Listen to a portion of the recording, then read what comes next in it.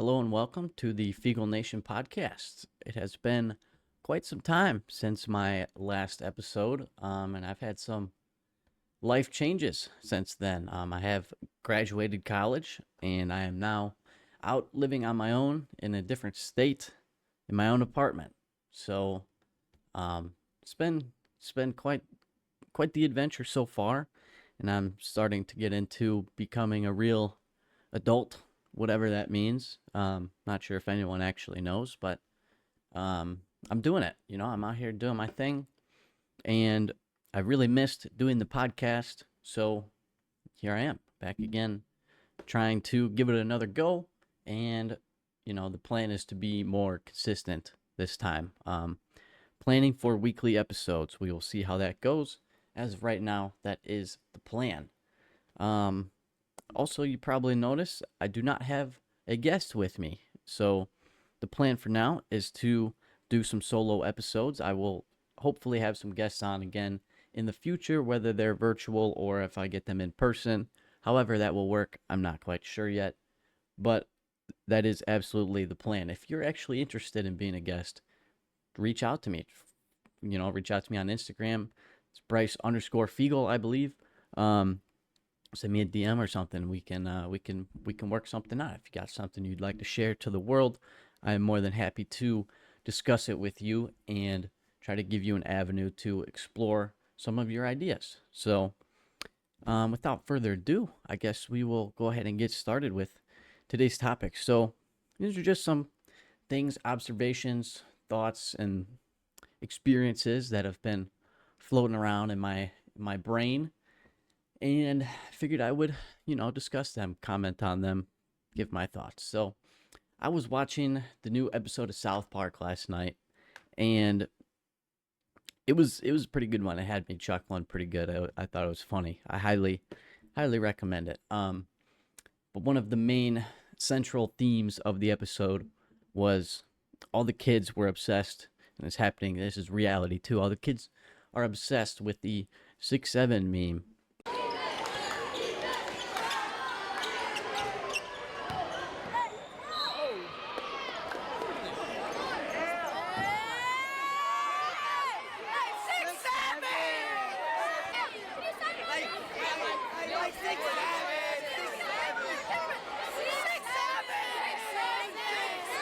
And I've noticed recently, as I'm sure many of you have, how frequently so many of us use that 6'7" phrase. Oh, maybe 6 7 days, 6 or 7 weeks, 6 or 7 minutes, whatever the situation is. It's weird now. Anytime I go to say it, I kind of catch myself. It's weird. But the other thing that it kind of reminded me of is when I was in elementary school, middle school, which was really not that long ago. We were all obsessed with similar things with numbers, like memes, but they were centered around numbers, which was, I don't know, it was weird. One specifically that comes to mind is the 21 meme. If you have not seen it or you don't know what I'm talking about, I'll go ahead and play it. Stupid. They're not. What's 9 plus 10? 21. You stupid. That was it. It sounds really ridiculous now. Honestly, it was ridiculous then too. But we walked around and we thought that was one of the funniest things imaginable. For whatever reason. And the other one that comes to mind is from a rap song, which actually this 6'7" thing is from a rap song that's more recent. So interesting linkage there. Yeah, it was a Fetty Wap song. Trap Queen, I think it was. Still a banger. He had like 3 or 4 songs back then that were just incredible. Anyways, so yeah, I just I thought that episode was really funny, and it sparked some childhood memories of mine. I'm only 22, but yeah, I feel like a weird unk now. I'm not a part of the young kids meme culture anymore. I have now grown up to be a young man. Here I am. So yeah, thought that was interesting. But then a little while after that, I had seen something online, and it was an AI video of South Park. So someone ran, they put a prompt in to recreate a South Park episode in the style of South Park with whatever they wanted. And it looked exactly like an episode. And it blew me away, especially just watching it and then seeing this AI generated version that was not actually created and animated by, the team. It was nuts. And probably took that person at most with having to optimize and engineer the prompt to get, exactly what they're looking for and make it that good. I would say at most probably took them 30 minutes to get there, which is crazy. Absolutely insane. All the amount of work that goes into animation, even for a relatively simple style like South Park has. I found it fascinating how quickly the AI, you know, softwares have gotten at replicating something like that. And I think part of that obviously is how much training data there is. I mean, they probably scanned so many clips online of South Park to make that. So, speaking of AI, there's been a lot of talk lately about, are we in an AI bubble? And honestly, at this point, I don't think the conversation feels like, are we in an AI bubble? But when is it going to pop, and how bad is it going to be? We see all of these different AI companies that are almost like invested in each other in a way.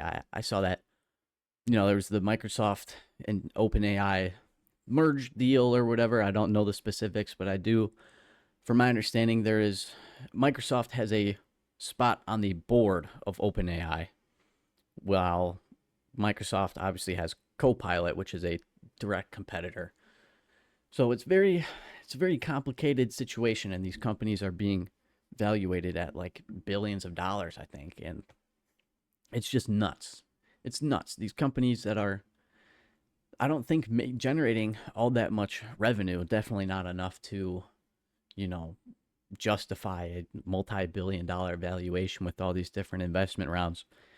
It feels, at first I sort of thought, okay, maybe, this AI thing really is just going to take off and instantly, almost instantly change everything about our society. And it sort of is. It's starting to, it's definitely touching a bunch of different areas of all these different sectors. And, you know, I just don't know if it's increasing at the rate that can justify these levels of investment and valuation.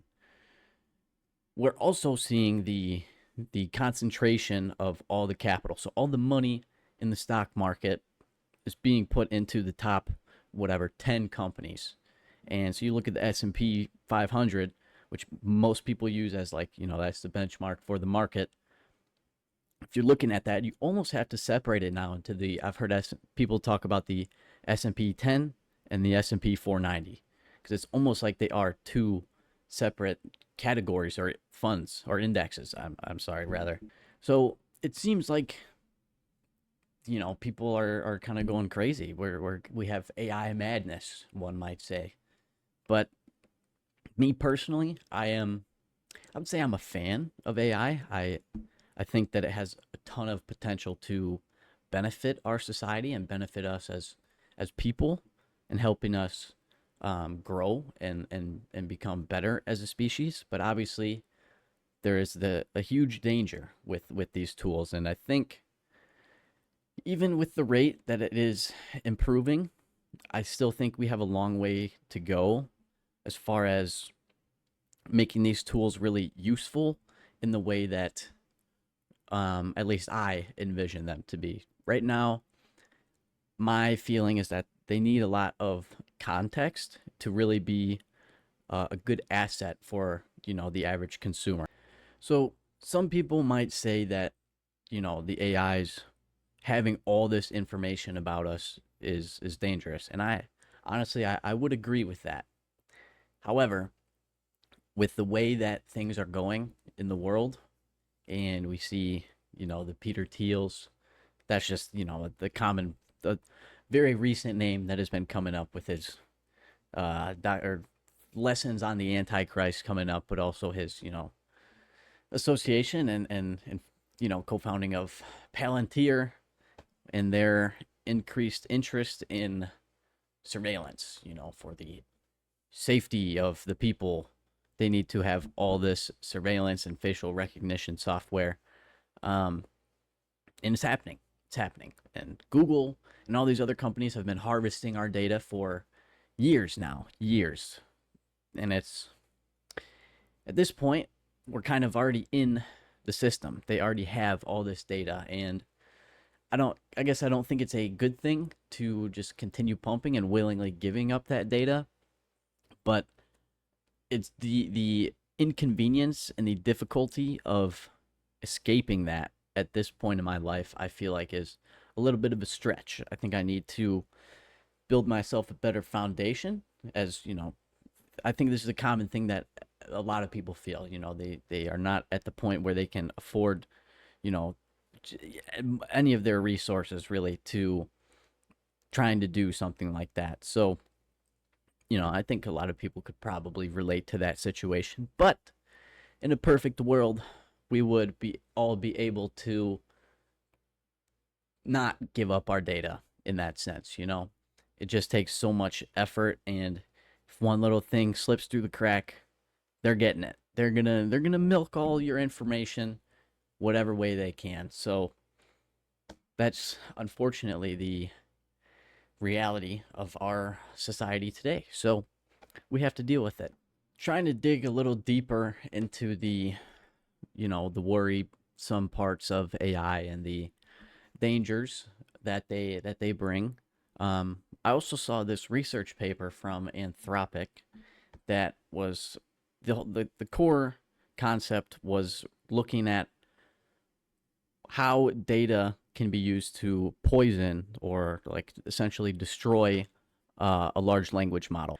They're looking at different sized models, right? So they size models based on parameters, which are essentially the different variables that the model uses to like interpret the data and understand what it means.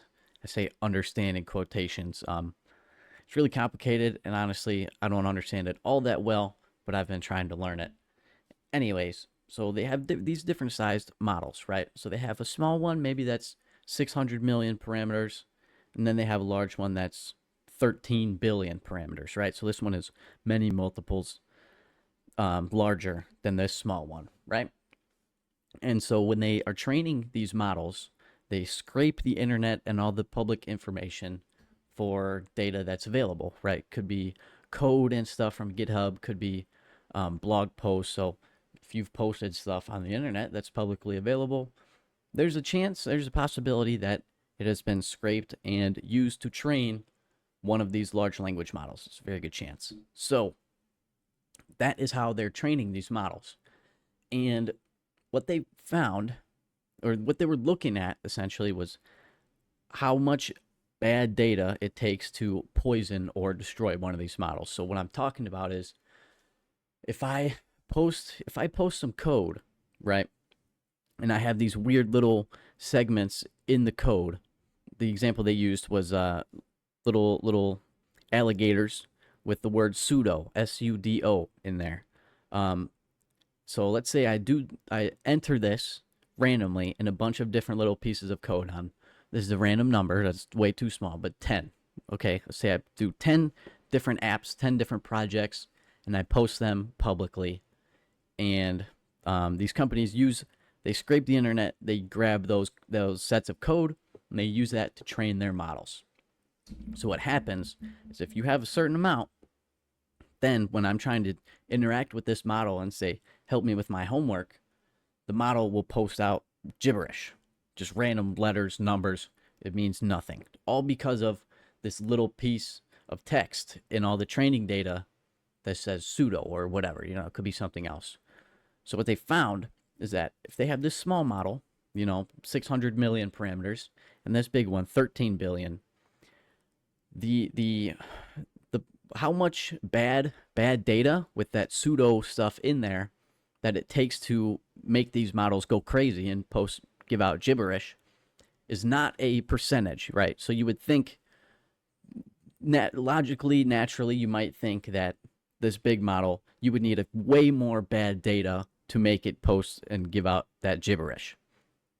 But what they found is it's actually a fixed number. It's not a percentage. So let's say it's 25 or 50 pieces of bad code.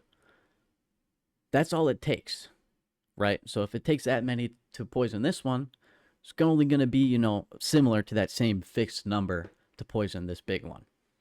So these models are super, super vulnerable.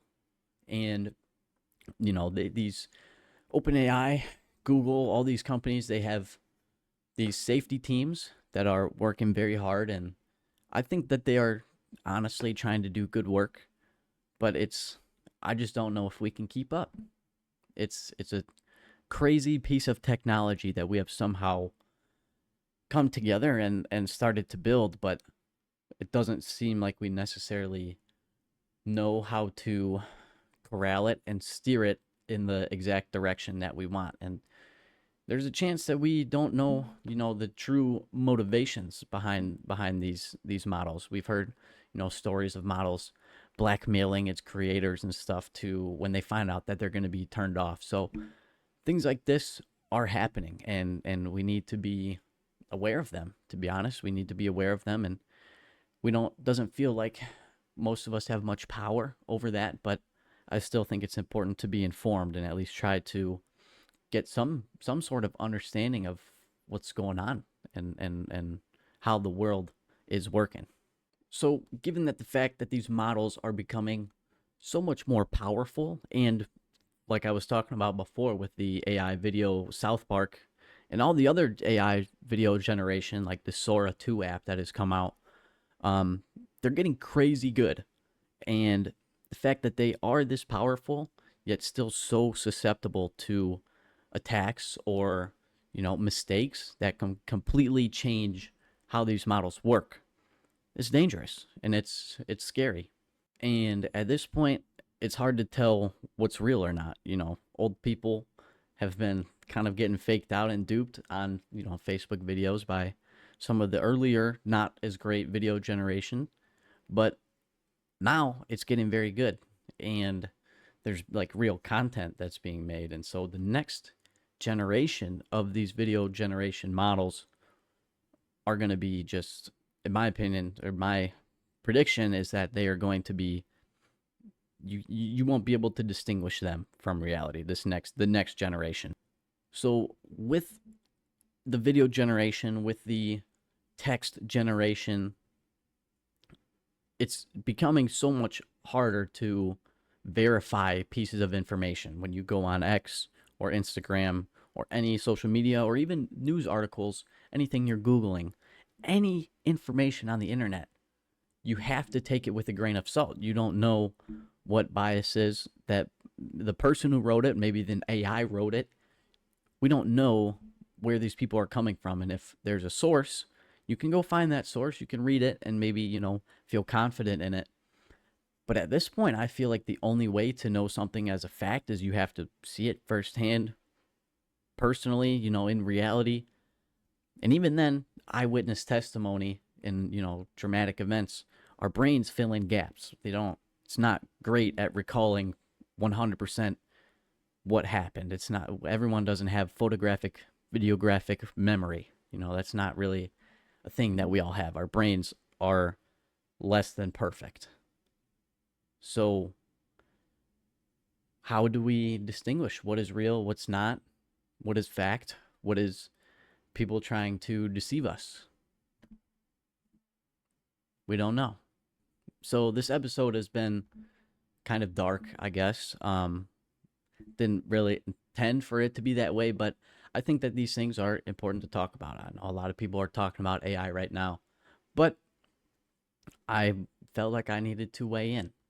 And some of you might be thinking to yourselves, what should I do? What should I do about all this? And like I was saying before, there's not much we can do. And to be quite frank with you, I'm just a 22-year-old kid that is starting to try to figure out my place in the world and what I'm doing.